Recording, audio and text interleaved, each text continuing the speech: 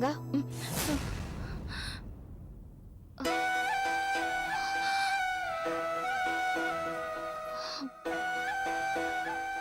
ரங்கா வா வீட்டுக்கு போலாம்.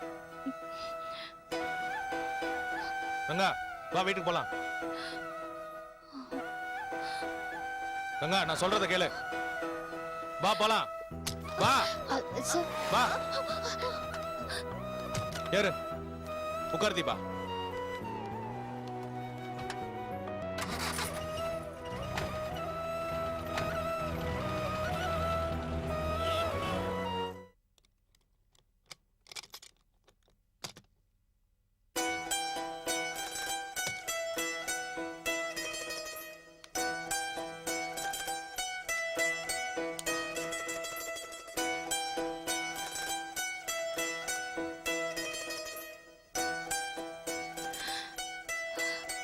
உள்ள வா தீபா. ஏன் தயங்கி நிக்கிற? இது உன் வீடு மாதிரி. நீ உள்ள வந்தாதான் ரங்கா உள்ள வருவா. வா தீபா உள்ள வா.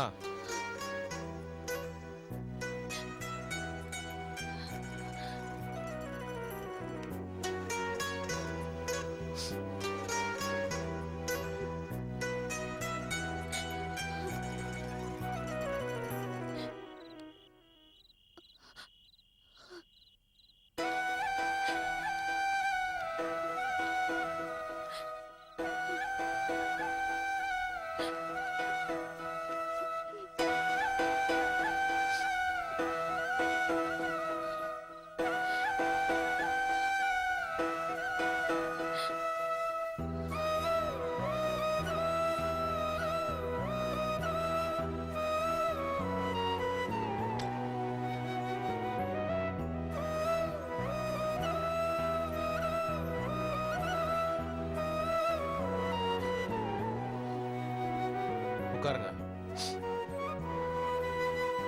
உட்கார வைத்தீங்களா? வா.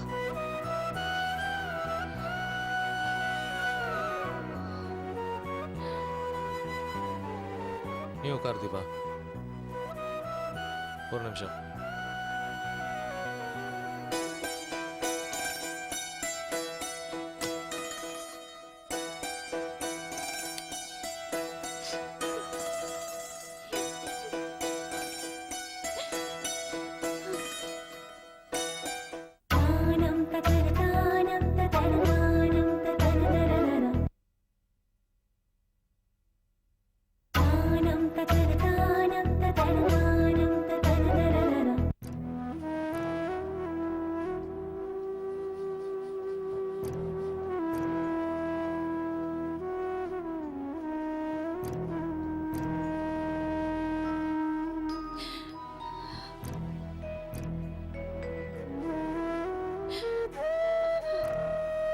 ரங்கா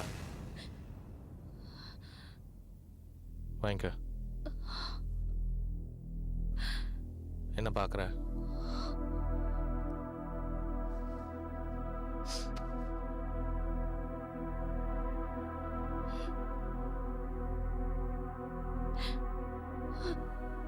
என்னை நம்பி கட்டின புடவையோட வந்தப்போ நான் உனக்கு புடவை வாங்கி கொடுத்து உன்னை வாழ வச்சிருக்கேன். முடியல. நான் உனக்கு புடவை வாங்கி தரலையே தவிர உனக்காக நான் புடவை வாங்கிட்டு தான் இருக்கேன்.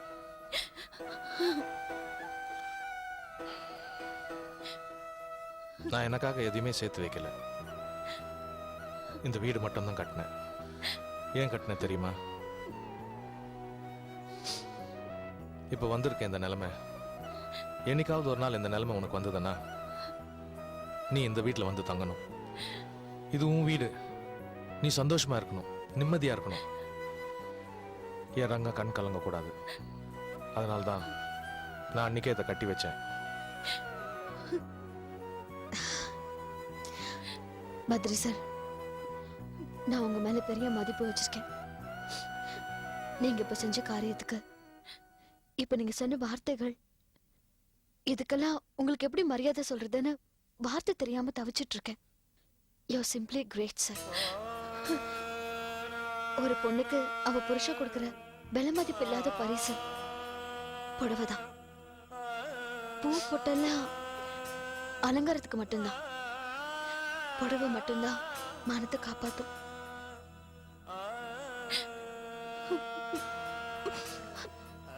நீங்க 2 பேரும் சந்தோஷமா வாழணும், சேர்ந்து வாழணும் சார். இல்லை தீபா, இந்த வயசுக்கு அப்புறம் நாங்கள் 2 பேர் சேர்ந்து வாழ்ந்தா பல பேர் பல விதமாக பேசுவாங்க. ஏன் ரங்கா பற்றி யாரும் ஒரு வார்த்தை கூட தப்பாக பேசக்கூடாது.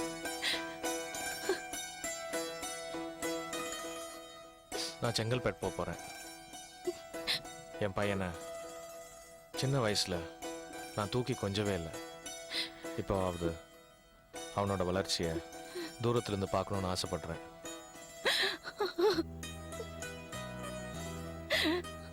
ரங்கா, போய் படுத்துங்க. இது உன் வீடு. இது வரைக்கும் வாசல்ல ஒரு நாள் கூட கோலம் போட்டதே இல்லை. நீ வந்ததும் வாசல்ல கலர் கலரா 1000 கோலம் போட்ட மாதிரி ஆயிடுச்சு.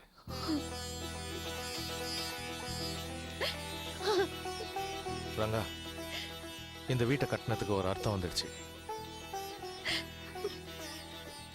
போய் தூங்கு.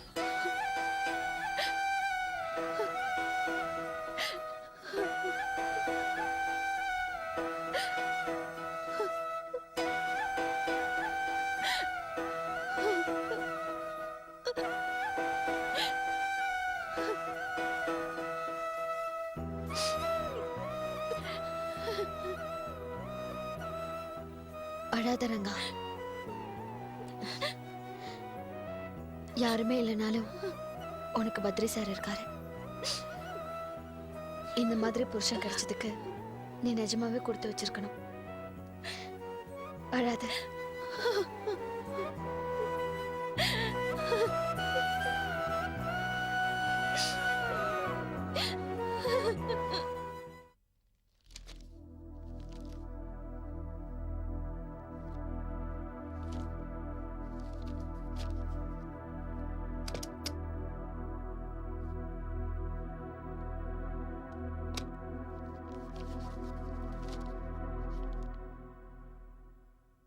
என்ன பாத்துட்டு இருக்கீங்க?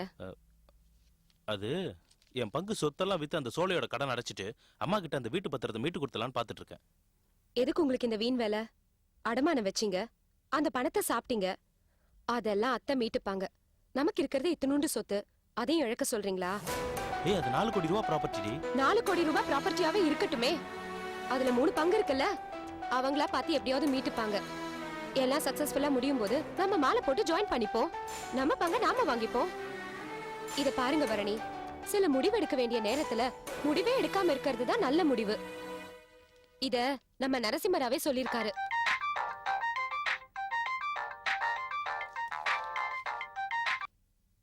ஹலோ அம்மா, அம்மாக்கு என்ன? சரி சரி, நான் வரேன். யார் போன்ல?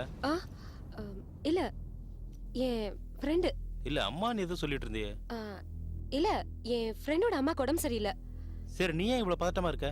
அவங்களுக்கு ஹார்ட் அட்டாக்குங்க, ஹாஸ்பிட்டலுக்கு போய் பார்த்துட்டு வரேன்.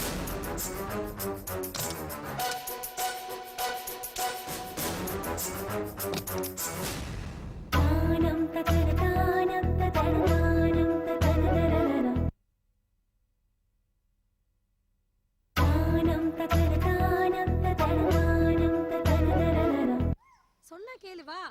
அங்க இருக்கு சாமி, அங்க போய் கும்பிடலாம், வா. அங்க போய் சாமி கும்பிடலாம், வா.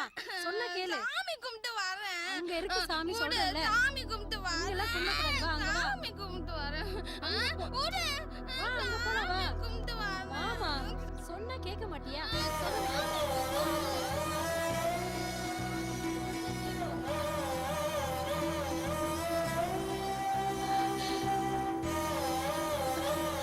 சித்ரா,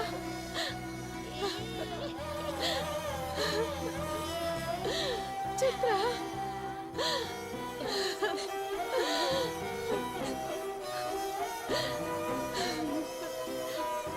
அம்மாடி, எனக்கு குணமாயிடுச்சுமா. நான் நல்ல குணமாயிட்டேன்.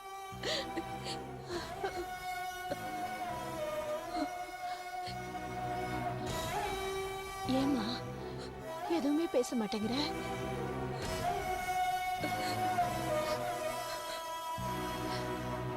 லீலா உனக்கு குணமாயிடுச்சுன்னு ஃபோன் பண்ணி சொன்னப்போ உலகத்துல இருக்கிற அத்தனை சந்தோஷமும் என் மடியில வந்து விழுந்த மாதிரி நான் சந்தோஷப்பட்டேன். ஆனா இப்போ எனக்கு இருக்கிற பிரச்சனையில என்னால உன்னை வீட்டுக்கு கூட்டிட்டு போக முடியாதுமா. உன்னை எங்க கூட்டிட்டு போறதுன்னு தெரியல.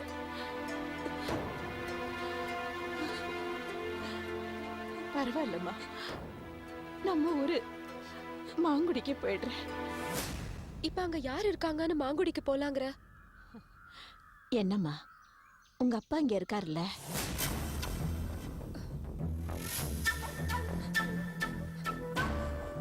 அம்மா, அப்பா இறந்து 6 மாசம் ஆச்சு.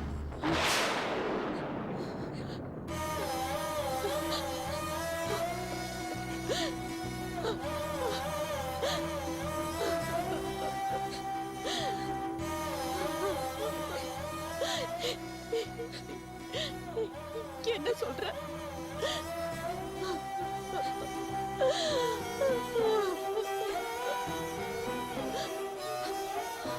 அம்மா, அம்மா, அம்மா.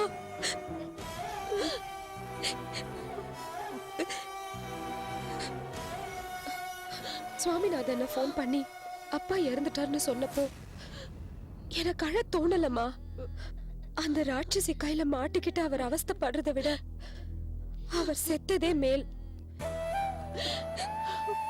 உன்னால அப்படி பேச முடியும், ஆனா என்னால பேச முடியாது.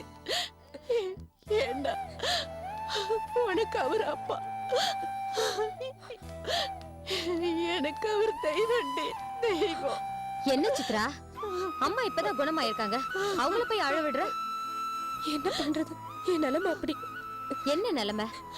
அம்மா தான் இப்ப குணமாயிட்டாங்கல்ல, அப்புறம் என்ன? அவங்கள உன் கூடவே வீட்டுக்கு கூட்டிட்டு போ. இல்ல, என் நிலைமை சரியில்லை. சரியாற வரைக்கும் அம்மாவை இங்கதான் தங்க வைக்கணும். ஐயோ, கண்டிப்பா டாக்டர் இதுக்கு ஒத்துக்க மாட்டாங்க.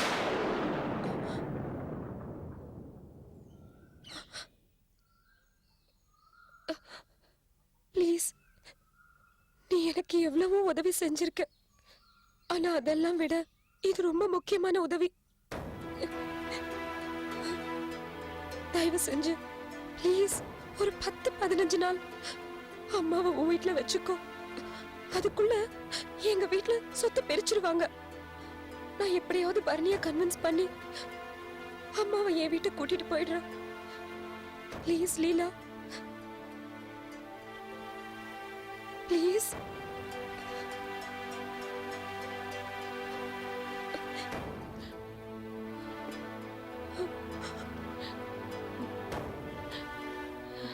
நான் யாருக்கும் கஷ்டம் கொடுக்க விரும்பல. இல்லம்மா, அம்மாவை நான் என் வீட்டுக்கு கூட்டு போறேன்.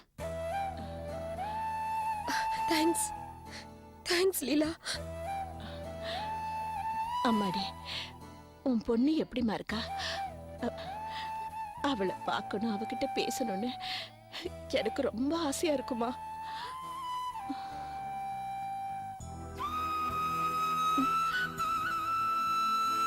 நான் தான் உன் பாட்டின்னு குழந்தைகிட்ட சொல்ல மாட்டேம்மா.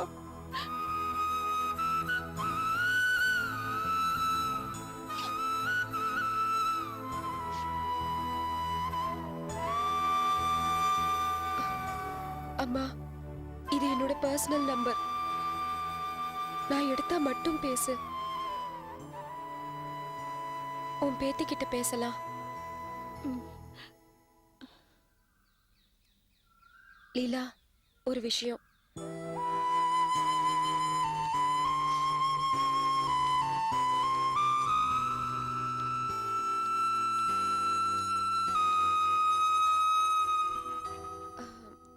லீலா, என் வீட்டு நம்பர், ஆபீஸ் நம்பர் இதை யாருக்கிட்டையும் கொடுக்க வேண்டாம். அம்மாவை பார்த்துக்கோ. 10 நாள்ல கண்டிப்பா நான் வந்து அவங்கள கூட்டிட்டு போயிடுறேன். ப்ளீஸ். ம்.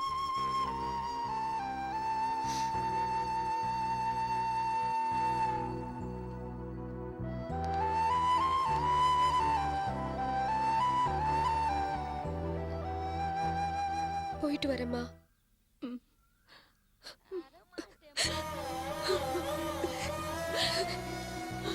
உடம்பு பார்த்துக்கோ.